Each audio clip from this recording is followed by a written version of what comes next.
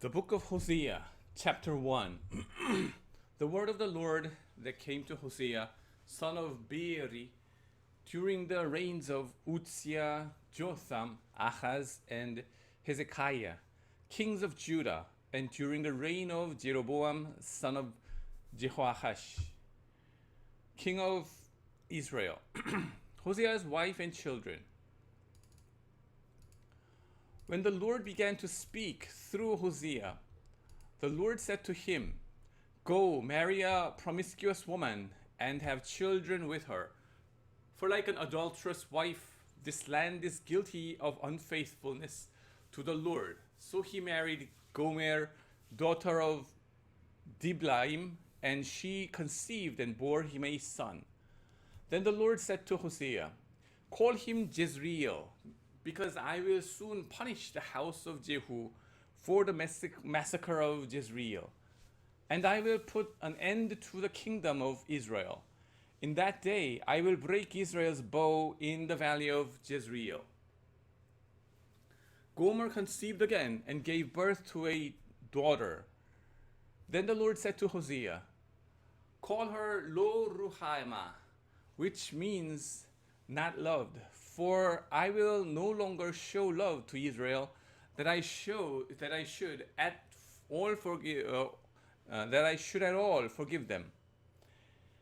Yet I will show love to Judah, and I will save them, not by bow, sword, or battle, or by horses and horsemen, but I, the Lord their God, will save them."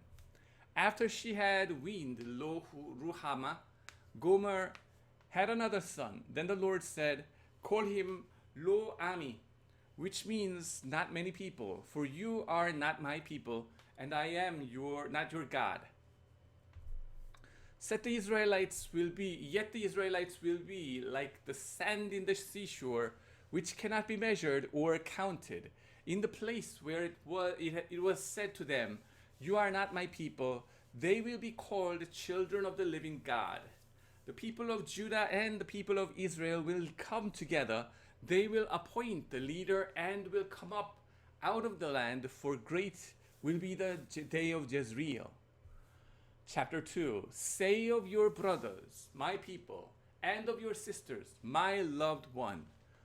Israel punished and restored. Rebuke your mother, rebuke her, for she is not my wife, and I am not her husband. Let her remove the adulterous look from her face, and the unfaithfulness from between her breasts. Otherwise I will strip her naked and make her as bare as on the day she was born.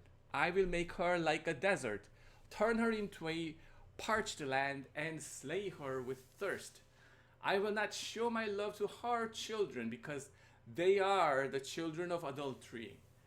Their mother has been unfaithful and has conceived them in disgrace. She said, "I will go after my lovers, who give me my food and my water, my wool and my linen, my olive oil and my drink. Therefore, I will block her path with thorn bushes. I will wall her in so that she cannot find her way. She will chase after her lovers, but not catch them. She will look for them, but not find them. Then she will say, 'I will go back to my husband as at first, for then I was better off than now.' She has not acknowledged that I was the one who gave her the grain, the new wine and oil, who lavished on her the silver and gold, which they used for Baal. Therefore I will take away my grain when it ripens, and my new wine when it is ready. I will take back my wool and my linen intended to cover her naked body. So now I will expose her lewdness before the eyes of her lovers.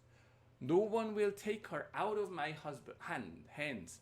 I will stop all her celebrations, her yearly festivals, her new moons, her Sabbath days, all her appointed festivals. I will ruin her vines and her fig trees, which she said were her pay from her lovers. I will make them a thicket, and wild animals will devour them. I will punish her for the days she burned incense to the Baals. She decked herself with rings and jewelry and went after her lovers. But me she forgot, declares the Lord. Therefore I am now going to allure her. I will lead her into the wilderness and speak tenderly to her. There I will give her back her vineyards, and will make the valley of Achor a door of hope. There she will respond as in the days of her youth, as in the day she came up out of Egypt. In that day, declares the Lord, you will call me my husband. You will no longer call me my master. I will remove the names of the Baals from her lips. No longer will their names be invoked.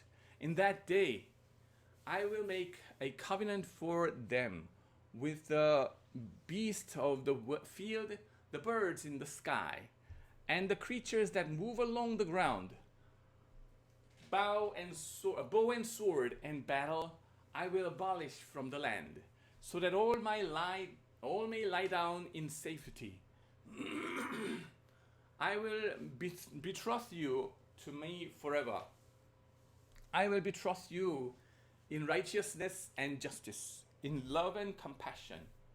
I will betroth you in faithfulness, and you will acknowledge the Lord. In that day I will respond, declares the Lord. I will respond to the skies, and they will respond to the earth. And the earth will respond to the grain, the new wine and the olive oil, and they will respond to Jezreel. I will plant her for myself in the land. I will show my love to the one I called, not my loved one. I will say to those called, not my people, you are my people. And they will say, you are my God. Chapter 3. Hosea's reconciliation with his wife. The Lord said to me, go, show your love to your wife again, though she is loved by another man and is an adulteress. Love her as the Lord loves the Israelites, though they turn to other gods and love the sacred raisin cakes. So I bought her for 15 shekels of silver and about a homer and a lethek of barley. Then I told her, you are to live with me any days. You must not be a prostitute or be intimate with any man, and I will behave the same way toward you. For the Israelites will live many days without king or prince, without sacrifice or sacred stones, without ephod or household gods. Afterward, the Israelites will return and seek the Lord their God and David their king. They will come trembling to the Lord and to his blessings in the last days. Chapter 4. The charge against Israel. Hear the word of the Lord, you Israelites, because the Lord has a charge to bring against you who live in the land. There is no faithfulness, no love, no acknowledgement of God in the land. There is only cursing, lying and murder, stealing and adultery. They will break all bounds. And bloodshed follows bloodshed. Because of this, the land dries up, and all who live in it waste away. The beasts of the field, the birds in the sky, the beast of the field, the birds in the sky, and the fish in the sea are swept away. But let no one bring a charge. Let no one accuse another, for your people are like those who bring charges against a priest. You stumble day and night, and the prophets stumble with you.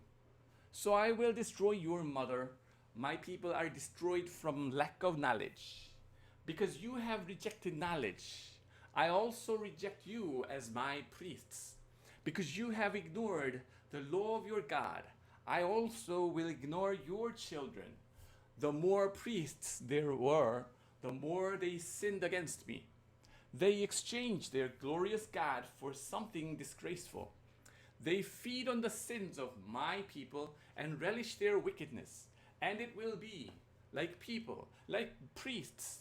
I will punish both of them for their ways and repay them for their deeds. They will eat but not have enough.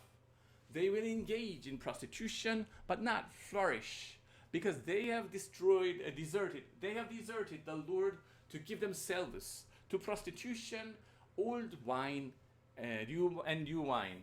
Take away their understanding. My people consult a woolen idol, and a diviner's rod speaks to them. A spirit of prostitution leads them astray. They are unfaithful to their God. They sacrifice on the mountaintops and burn offerings on the hills, under oak, poplar, and terebinth, where the shade is pleasant. Therefore your daughters turn to prostitution, and your daughters-in-law to adultery. I will not punish your daughters when they turn to prostitution, nor your daughters-in-law when they commit adultery, because the men themselves consort with harlots and sacrifice with shrine prostitutes. A people without understanding will come to ruin. Though you, Israel, commit adultery, do not let Judah become guilty. Do not go to Gilgal. Do not set up to Beth Aven. And do not swear, as surely as the Lord lives. The Israelites are stubborn, like a stubborn heifer. How then can the Lord pasture them like lambs in a wet meadow? Ephraim is joined to idols. Leave him alone. Even when their drinks are gone, they continue their prostitution. Their rulers dearly love shameful ways. A whirlwind will sweep them away, and their sacrifices will bring them shame. Chapter 5. Judgment against Israel. Hear this, you priests. Pay attention, you Israelites. Listen, royal house. This judgment is against you. You have been a snare at Mizpah, a net spread out on Tabor. The rebels are knee-deep in slaughter. I will discipline all of them. I know all about Ephraim. Israel is not hidden from me. Ephraim, you have not turned to prostitution. Israel is corrupt.